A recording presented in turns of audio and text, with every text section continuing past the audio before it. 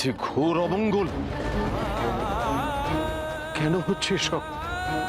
এমন পদে পদে বাধা পড়ছে কেন?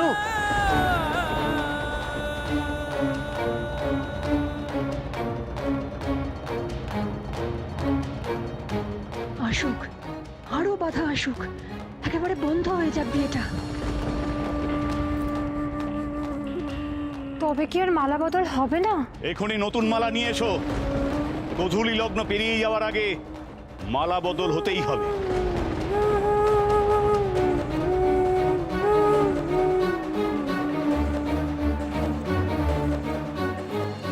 সবই তো স্বাভাবিক মনে হচ্ছে, এর মধ্যে কোথায় যে বিপদ মুখ পেতে আছে সেটা আমি বুঝবো কেমন করে? এলক্ষণ ভালো রে বাছা। তোর স্বামী নিশ্চয়ই কোনো বিপদ আসছে।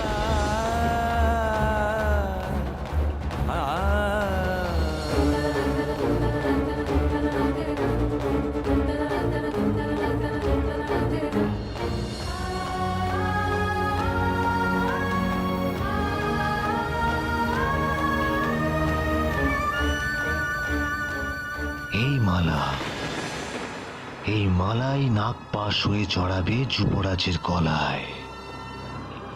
বিবাহ পাশর পরিণত হবে শ্রাদ্ধ বাসরে।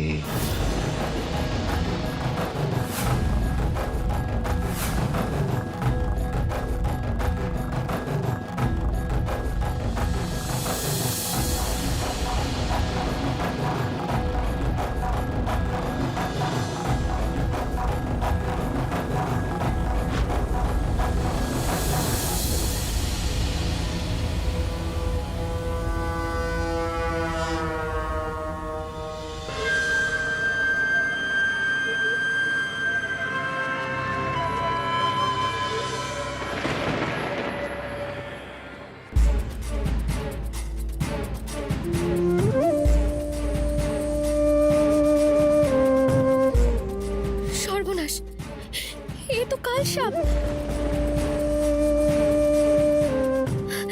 এক্ষুনি যে এই মালায় হাত দেবেন যুবরাজ। না না, যেমন ভাবে হোক ওই মালায় হাত দেওয়ার আগে যুবরাজকে আটকাতে হবে।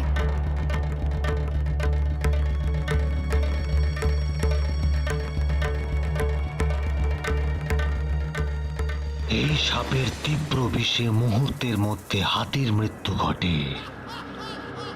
সেখানে তো সামন্তক এক সামান্য মানুষ।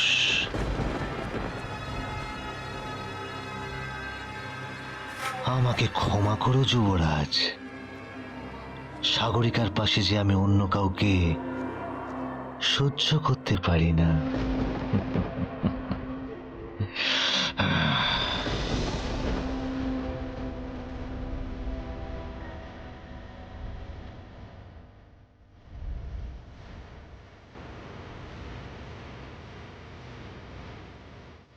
তোমার সামন্তক রাজকুমারী সাগরিকাকে মালা পরা।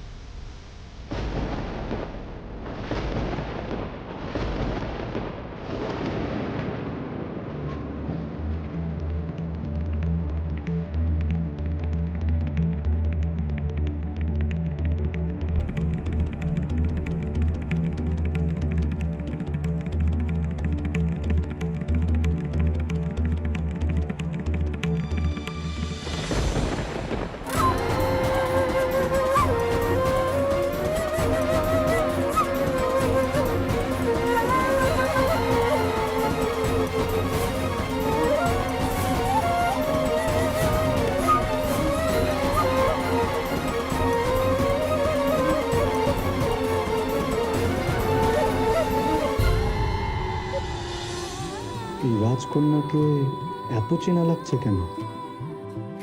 তুমি আমায় চিনতে পারবে না যুবরাজ। বুড়িমার আশীর্বাদে আমি এই মায়াবী ছদ্মবেশ নিয়েছি। কি ফুলের মালায় সাপ এলো কি করে? এ কি? এ তো সত্যি বিষধর সর্প।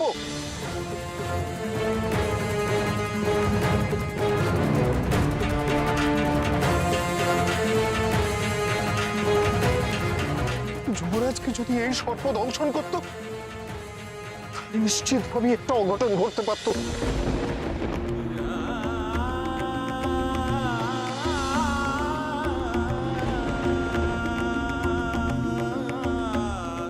ঈশ্বর, কেন এমন হচ্ছে? কিন্তু যুবরাজের জন্য যে মালা গাঁথা হয়েছে তাতে একটা সাপ ঢুকে পড়লো, অথচ কেউ খেয়াল করলো না। এত বড় গাফিলতি, চরম শাস্তি হবে। মহারাজ, মহারাজ, আপনি শান্ত হন, শান্ত হন।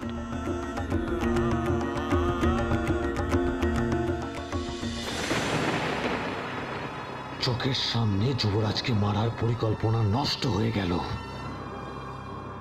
কিন্তু কে এই রাজকন্যা যে যুবরাজের প্রাণ বাঁচালো, আমার সমস্ত পরিকল্পনা ব্যর্থ করে দিল? এ তো আশ্চর্য কাণ্ড। সাগরিকার সাথে বিয়ে হলে যুবরাজের তো সব ফাঁড়া কেটে যাওয়ার কথা, তাহলে মালায় সাপ এলো কি করে? আর যদি বা আসেও, সে ফাঁড়া থেকে যুবরাজকে বাঁচানোর কথা তো সাগরিকারই। অন্য কেউ এসে বাঁচায় কি করে? কে মেয়ে, কে? এই যে মান আপাস যজ্ঞের ফলাফলকেও প্রশ্নের মুখে দাঁড় করিয়ে দিল।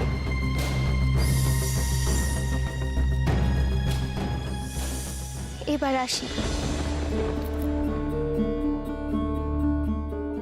দাঁড়াও,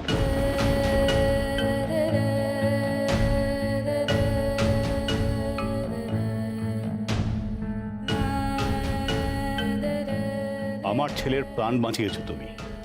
নক্ষত্রগড়কে এত বড় বিপদের থেকে রক্ষা করলে, আর কৃতজ্ঞতা জানাবার সময়টুকু দেবে না? তার আগেই চলে যাবে তুমি? জানি না মা তুমি কি, কিন্তু তুমি আজ আমাদের মধ্যে ঈশ্বরের দূত হয়ে এসেছো। প্রাণ দেওয়া আর নেওয়ার ক্ষমতা থাকে শুধুমাত্র ঈশ্বরের হাতে।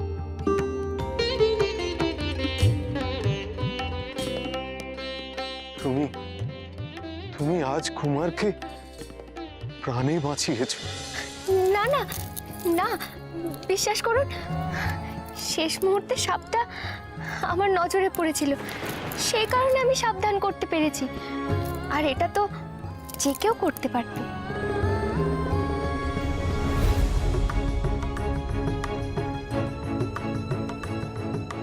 হয়তো পারতো, কিন্তু সেটা তো বাস্তবে ঘটেনি।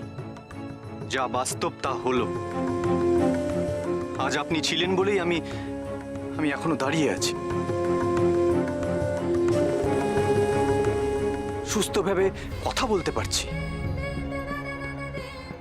ওই সাপটা তো আপনাকেও কামড়াতে পারতো।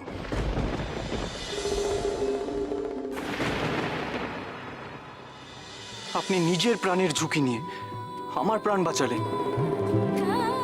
আমি আপনাকে ধন্যবাদ জানিয়ে আপনাকে ছোট করতে চাই না।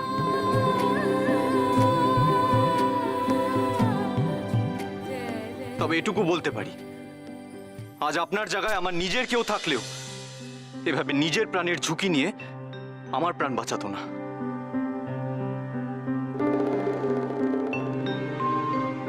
আপনার থেকে বড় আপন আমার আর কি আছে যুবরাজ? আমি তোমাকে আশীর্বাদ করছি মা, তুমি সৌভাগ্যবতী হও।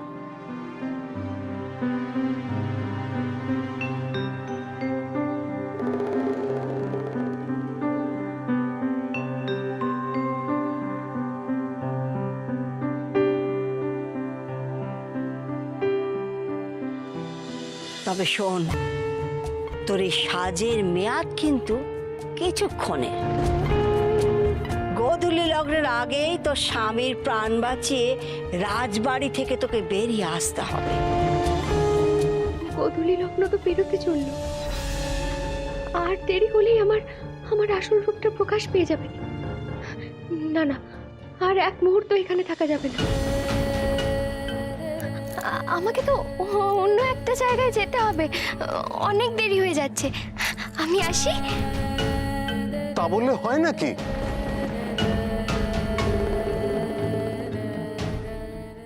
কে এই মেয়ে? তাছাড়া ওর এত চলে যাওয়ার তাড়া কিসের? আমি তো ওকে আগে কখনো দেখেছি বলে মনে হচ্ছে না। না, আমাকে তো জানতেই হবে কে এই মেয়ে।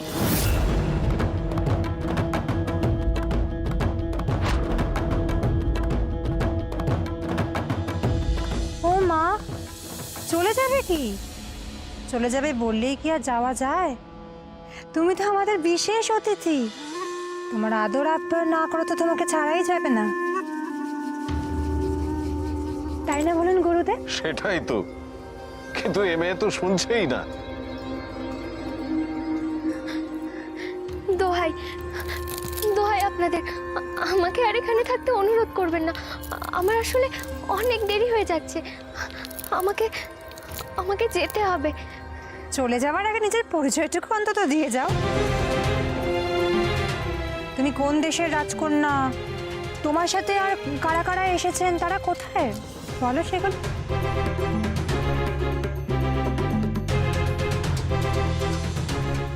কি করি এখন আমি? কি উত্তর দিই? কি গো রাজকন্যা, এত কি ভাবছো? বলো তোমার পরিচয়।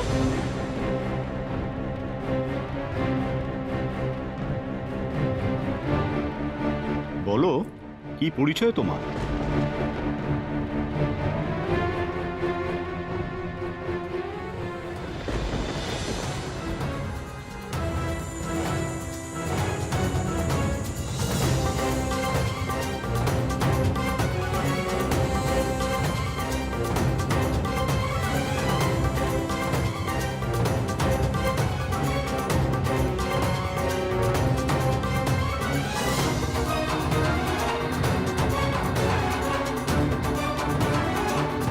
সুধা,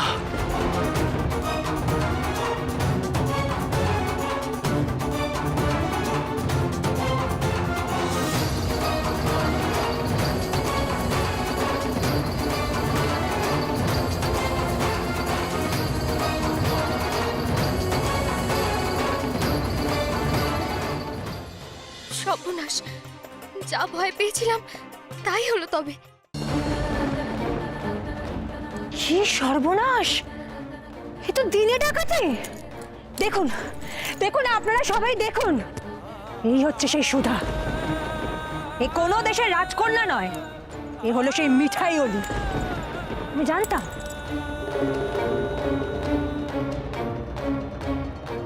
আমি জানতাম আজকে কোনো না কোনো কাণ্ড এই মেয়ে ঘটাবেই। তাই ভাবি এত পালাই পালাই করছে কেন? এই মেয়ের তো রাজবাড়িতে ঢোকা নিষেধ ছিল, এমনকি ওর বাড়ি থেকে বেরোনো বারণ ছিল।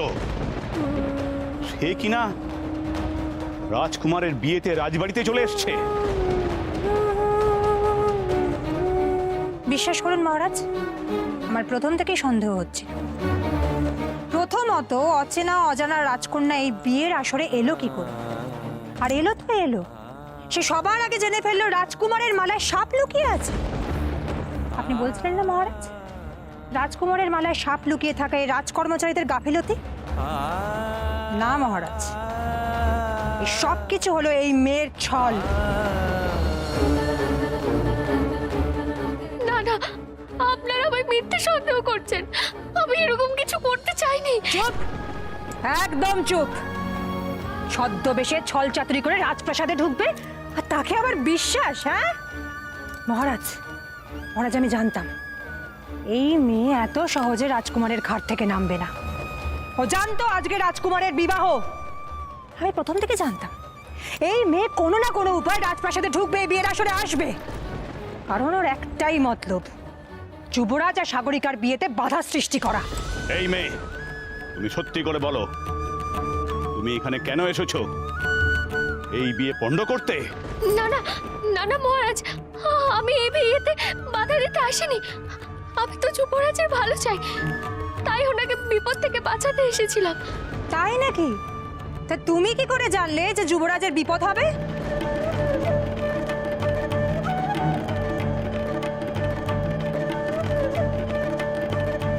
কি করে বলি, করে জানলাম আমি? আর আর বললেও তো কেউ আমার কথা বিশ্বাস করবে না। কি হলো? চুপ করে আছো কেন? উত্তর দাও। উত্তর উত্তর ও কি দেবে? ওর কোনো উত্তর দেওয়ার আছে? আমি বলছি, তোমরা শোনো। আজ যুবরাজ সামন্তকের কোনো বিপদ হওয়ারই ছিল না।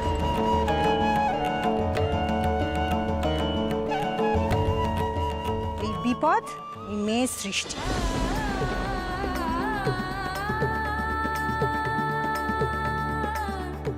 ও চেয়েছিল সবার সামনে যুবরাজকে বিপদ মুক্ত করে তার মন জয় করতে। আর আমরা কৃতজ্ঞ হয়ে পড়ব, আমাদের মন গলে জল হয়ে যাবে। আর সেই সুযোগে এই মেয়ে সাগরিকাকে সরিয়ে যুবরানী হয়ে বসবে। কি সুধা, তাই তো? ঠিক বলছি? না না, আপনারা আমায় মিথ্যে সন্দেহ করছেন। আমি এরকম কিছু করতে চাইনি, কিছু করতে চাইনি আমি। তা তোমার যদি কোনো অসৎ উদ্দেশ্য নাই থাকে তাহলে অমন জাদু ছদ্মবেশ ধরেছিলে কেন? যে ভেলকি তুমি চোখের সামনে দেখিয়েছো তাকে তো আর অস্বীকার করতে পারবো না। আমি তো ওকে আগে থেকেই চিনি। ও শুধু মিঠাই হলি না, ও জাদু জানে। জাদু দিয়ে নিজের রূপ পাল্টাতে পারে, ফুলের মালায় সাপ লুকিয়ে রাখতে পারে। আর সেই জাদু দিয়ে তো রাজকুমারকে বশ করেছিল। হয়তো আমাদের যুবরাজ তার এত নিচু নজর হবে কিনা এক মিঠাই হলির সাথে? ছি ছি ছি ছি।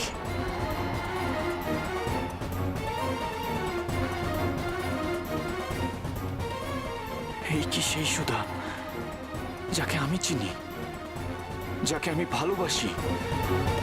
কিন্তু সে যে বড় সরল ছিল, বড় সাধারণ ছিল। তার সারল্য যে আমার হৃদয় জয় করেছিল। তবে সে এমন জাদু জানলো কোথা থেকে? আমি বুঝতে পারছি না। আমি সত্যি কিচ্ছু বুঝতে পারছি না। কোন সুধা সত্যি? মহুলতলি সেই সুধা, না এই জাদুকরি সুধা? সর্বনাশ! এই মেয়ে তো ছলাকলা জানে। এই মেয়ে তো সাংঘাতিক মেয়ে। শুধু সাংঘাতিক নয়, ও মহা সাংঘাতিক। এই মেয়েকে ছেড়ে রাখা মানে হচ্ছে আরো অনেক অঘটনকে আমন্ত্রণ জানানো। ওর কোনো অধিকারই নেই সর্বসম্মুখে ঘুরে বেড়ানোর। আরো অনেকের অনিষ্ট করবে ও।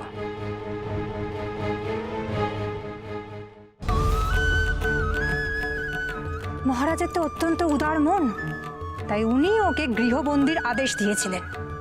কিন্তু আমার মতে এই মেয়েকে চরমতম শাস্তি দেওয়া উচিত।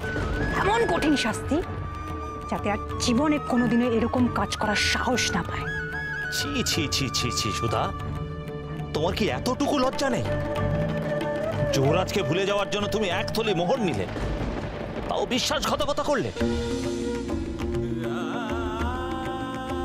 মহারাজের নিষেধ অমান্য করে তুমি বাড়ি থেকে বেরিয়েছো, তার উপরে রাজপ্রাসাদে এসে ঢুকেছো ছদ্মবেশ ধরে, সকলের সাথে ছলনা করেছো। তুমি বুঝতে পারছো তুমি কত বড় অন্যায় করেছো? যে সোজাভাবে বোঝে না তাকে বুঝিয়ে দিতে হয়। তুমি ঠিকই বলেছো জ্যোৎস্না। ওকে আমি এমন চরম শাস্তি দেব যাতে ও কোনোদিন না যুবরাজের দিকে চোখ তুলে তাকানোর সাহস দেখায়। না বাবা,